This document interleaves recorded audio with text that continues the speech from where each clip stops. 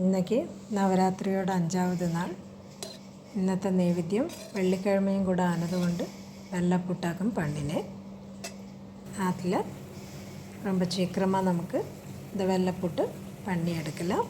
எப்படி பண்ணுறது பார்க்கலாம். இதுக்கு 1 கப்பு புட்டுப்பொடி வெறும் வானிலையில் போட்டு பொன் நிறத்தில் வறுத்தெடுக்கலாம். ஆற்றுல பண்ணின പുട്ടുപൊടിയും നമുക്ക് എടുக்கலாம். ഇല്ലാട്ടന്നെ കടയിലേന്ന് വാങ്ങിന പുട്ടുപൊടിയും എടുக்கலாம். ഇതുപോലെ നല്ല ബ്രൗൺ കളർ ആകുമ്പോൾ തണുപ്പിக்கிறதுக்கு വേണ്ടി മാറ്റി വയ്ക്കണം. ഏത് കപ്പിലാക്കുമ്പോൾ നമ്മൾ പുട്ടുപൊടി അളന്നെടുത്തോ അതേ കപ്പിൽ 1 കപ്പ് വെള്ളത്തിൽ വിട്ട് ഒരു 1/2 കപ്പ് വെള്ളവും വിട്ട് ഉരുക്ക വയ്ക്കണം.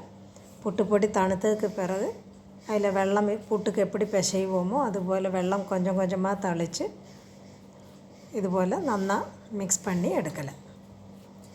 വെള്ളം എത്ര തളിക്കാൻ പറ്റുമോ അത്രയും തളിക്കണം. ഇതുപോലെ ഉതിര ഇരിക്കുകയും വേണം. നമ്മൾ പിടിച്ചാൽ പിടിക്കണം, ഉതുത്താൽ ഉതുക്കണം. இந்த പരുവത്തിലേ ആകുമ്പോൾ ഏകദേശം ഇപ്പോൾ 1/2 കപ്പ് മേലെ എടുത്തിരിക്കാൻ നന്നാ പ്രസ് പണി അമർത്തി വെച്ച് ഒരു 1/2 മണിക്കൂർ இந்த പൊടിയെ മാറ്റി വയ്ക്കണം. അപ്പോൾ അത് പൊടി വെള്ളത്തിൽ നന്നാ പൊലിപ്പാ വരവും ചെയ്യും. കൊഞ്ചം കൂടെ അതിലെ വെള്ളം വിട്ട് നമുക്ക് പിശയും പിടിയും. ഒരു 1/2 മണിക്കൂർക്ക് പിറகு ഇതുപോലെ സ്റ്റീമറിൽ വെള്ളം തിളപ്പിക്കുക വെച്ച് ഇഡ്ഡലി തട്ടമോ അല്ല ഇതുപോലെ ഏതേ മതിക്കുള്ള കറക്റ്റായിരിക്കപ്പെട്ട ചിപ്പിലോ വെച്ച് വെള്ളം തിളപ്പിക്കുക എടുക്കല. അന്ത സമയത്തിൽ പുട്ടുപൊടി ഉതുത്തുപ്പാക്കുമ്പോൾ കൊഞ്ചം കൂടെ അതിൽ വെള്ളം തളിക്കാൻ പറ്റുമെന്ന് നമുക്ക് തെരിയും. കൊഞ്ചം കൂടെ വെള്ളം തളിച്ച് അതേപോലെ പിടിച്ചാൽ പിടിക്കണം, ഉതുത്താൽ ഉതുക്കണം. എത്ര വെള്ളം നമുക്ക് തളിക്കാൻ പറ്റുമോ അത്രയും വെള്ളം തളിച്ച് വേണം നമ്മൾ പുട്ട് ആവിയിൽ കയറ്റുறதுக்கு. ഏകദേശം 1 കപ്പോടെ ഒരു 2-3 ടേബിൾ സ്പൂൺ താൻ വെള്ളം ബാക്കിയിരിക്കും. ഒന്നുകിൽ ഇതുപോലെ പുട്ടുകുറ്റിയിൽ 2-3 ബാച്ചായിട്ട് പുട്ട് നമുക്ക് വേവിച്ചെടുക്കണം. ഇല്ലാട്ടന്നെ ഇതുപോലെ ഒരു നനഞ്ഞ തുണിയെ നന്നാ പിഴിഞ്ഞ് വെള്ളം നന്നാ പിഴിഞ്ഞെടുത്തിട്ട് വേണം തുണിയിൽ ഇതുപോലെ പുട്ടുപൊടിയെ പരത്തി വെച്ചിട്ട് കിഴി പോലെ കെട്ടി ഇഡ്ഡലി ചെമ്പിൽ വെച്ച് ആവി കയറ്റി എടുക്കല. ഇതാക്കുമ്പോൾ എല്ലാം ഒരു ബാച്ചിൽ നമുക്ക് ആവി കയറ്റി എടുക്കാൻ മുടിയും. പുട്ടുകുറ്റിയിൽ തന്നെ 2-3 ബാച്ചാ നമുക്ക് പണിയെടുക്കണം. ഇത് തുണിയെ നന്നാ സീൽ പണി ഇതുപോലെ തുണിയെ വെച്ച് നന്നാ ഒരു കെട്ട് കെട്ടിയിട്ട് ഇഡ്ഡലി ചെമ്പിൽ ആവി കയറ്റുறதுக்கு വേണ്ടി വെക്കല. നന്നാ വെള്ളം തിളച്ചതിന് പിറകാക്കും ഇത് സ്റ്റീമറിൽ വെക്കേണ്ടത്. இந்த പുട്ടു മാവ് നന്നാ വെന്ത് കിടக்கிறதுக்கு ഒരു 20 നിമിഷത്തോളം ആവി കയറ്റി എടുക്കല. കൂടുതൽ സമയം വെക്കണം. വെന്തിട്ടില്ലാട്ട് തന്നെ ഒരു 5 മിനിറ്റ് കൂടുതൽ വെക്കണം. ഒരു 20 മിനിറ്റ് വയ്ക്കുമ്പോൾ നന്നാ അത് വെന്ത് കിടക്കും. ഇത് സ്റ്റീമറിലേന്ന് എടുത്ത്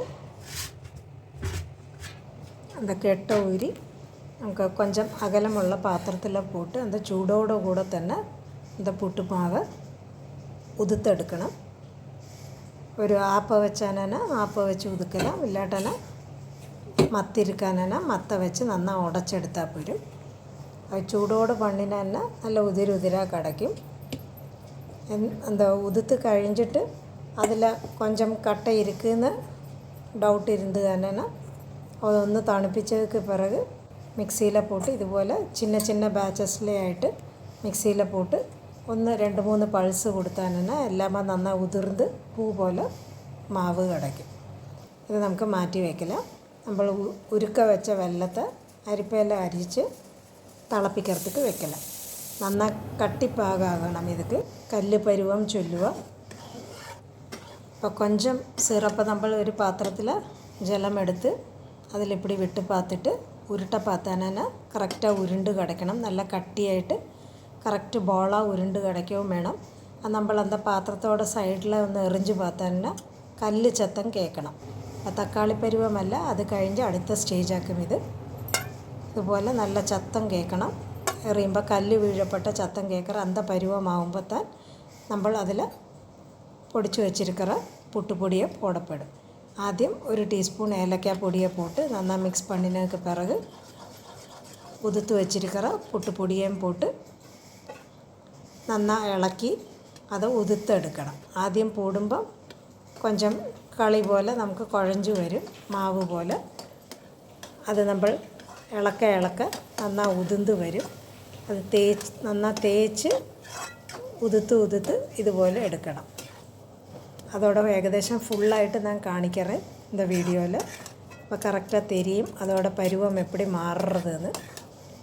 ഏകദേശം ഇതുപോലെ തേച്ച് കഴിയുമ്പം നമുക്ക് ഗ്യാസ് ഓഫ് പണിയിട്ട് ഉതുത്തെടുത്താൽ പോരും. വെള്ളத்துக்கு നല്ല ചൂടുണ്ട്. ഗ്യാസ് ഓൺ ചെയ്ത് ചെയ്യണ്ടാനെ പരുവം കൊഞ്ചം മാറിപ്പോരും. ഗ്യാസ് ഓഫ് ചെയ്ത് ഇതുപോലെ തേച്ച് ഉതുത്ത് എടുക്കല. കൊഞ്ചം കഴിയുമ്പം നല്ല പൂ പോലെ ഉതിർന്ന് വരും. ഇപ്പം ഏകദേശം ഉതിർന്ന് വന്നാച്ച് ഇതിൽ അണ്ടിപ്പരിപ്പ് നെയ്യിൽ വറുത്ത അണ്ടിപ്പരിപ്പ് നെയ്യോടെ കൂടെ ഇതിൽ വിടലാം. ഉതുക്കറുത്ത സമയത്തിൽ ചിലവാ ഇതിൽ കൊഞ്ചം നല്ലെണ്ണ വിടുക. അത് വിരുപ്പമുള്ള ആൾക്ക് വിടലാം. ഇതിലിപ്പോൾ എന്താ വറുത്ത നെയ്യ് മാത്രം താൻ വിട്ടിരിക്കാൻ അണ്ടിപ്പരിപ്പ് വറുത്ത നെയ്യ്.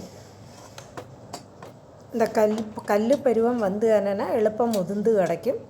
அதோட பருவம் கொஞ்சம் குறைஞ்சி போனேன்னா நம்ம இந்த இളக்கிற டைம் ரொம்ப கூடும். അപ്പം അത്രയും നേരം നമ്മൾ കിണ്ടിലിരിക്കണം. அந்த ശർക്കരയോட പാക് കറക്റ്റാக എടുത്താൽ തന്നെ കൊഞ്ചം ചീക്കരം നമുക്ക് ഇതുപോലെ ഉതിർന്ന് കിടക്കും. അപ്പോൾ പാക്കുമ്പോൾ തെരിയും നല്ല പൂ പോലെ നന്നാ ഉതിർന്ന് കിടച്ചിരിക്ക്. അതിൽ കട്ടിയേ ഇല്ലേ. ഇതുപോലെ നമുക്ക് വെള്ളപ്പൊട്ട് പണിയെടുക്കണം. இப்போ வெள்ளிக்கிழமை அதுவும் நவராத்திரி சமயத்தில் வெள்ளைப்புட்டு நைவேத்தியம் வைக்கிறது ரொம்ப விசேஷம். எல்லோரும் வெள்ளைப்புட்டு இதுபோல் தயார் பண்ணி பாருங்கோ. இந்த வீடியோ பிடிச்சதானா லைக் பண்ணுங்கோ, ஷேர் பண்ணுங்கோ, சப்ஸ்கிரைப் பண்ணி சப்போர்ட் பண்ணுங்கோ. எல்லாருக்கும் ஒன்றும் கூட நவராத்திரி விஷஸ்.